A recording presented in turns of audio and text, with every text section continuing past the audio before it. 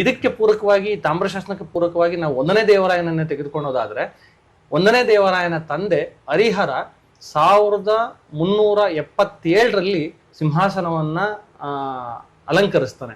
ಅಲಂಕರಿಸಿದ ತಕ್ಷಣ ತಾನು ಮಾಡ್ತಕ್ಕಂಥ ಮೊದಲನೇ ಕೆಲಸ ಏನು ಅಂತ ಹೇಳಿದ್ರೆ, ಎಲ್ಲಿ ಸಾಮ್ರಾಜ್ಯದ ಮುಖ್ಯವಾದಂಥ ಗಡಿ ಭಾಗಗಳಿತ್ತು ಆ ಗಡಿ ಭಾಗಗಳಿಗೆ ಹಿಂದೆ ಇದ್ದಂಥ ಎಲ್ಲ ಮಾಂಡ್ಲಿಕರನ್ನ ಅಥವಾ ಪ್ರಾಂತೀಯ ಅಧಿಕಾರಿಗಳನ್ನ, ಪ್ರಾಂತ್ಯಪಾಲಕರನ್ನ ಅಲ್ಲಿಂದ ತೆಗೆದುಬಿಟ್ಟು ತನ್ನ ಮಕ್ಕಳನ್ನ ಆ ಪ್ರದೇಶಕ್ಕೆ ನೇಮಕವನ್ನ ಮಾಡ್ತಾ ಹೋಗ್ತಾನೆ.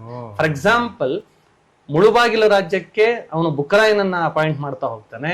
ಉದಯಗಿರಿ ರಾಜ್ಯಕ್ಕೆ ಭಾಸ್ಕರ ಬಹುದೂರ ಅಥವಾ ಭಾಸ್ಕರ ಒಡೆಯ ಅನ್ನುವಂತನಿದ್ದ, ಅವನನ್ನ ತೆಗೆದ ಆತ ತನ್ನ ಚಿಕ್ಕಪ್ಪ 1ನೇ ದೇವರಾಯನಿಗೆ, ಇಮ್ಮಡಿ ಹರಿಯನಿಗೆ ಚಿಕ್ಕಪ್ಪ, ಅಲ್ಲಿಗೆ ತೆಗೆದಾಕ್ಬಿಟ್ಟು 1ನೇ ದೇವರಾಯನನ್ನ ಅಲ್ಲಿಗೆ ಅಧಿಕಾರಿಯನ್ನಾಗಿ, ಪ್ರಾಂತ್ಯಪಾಲಕನನ್ನಾಗಿ ನೇಮಕ ಮಾಡ್ತಾ ಹೋಗ್ತಾನೆ.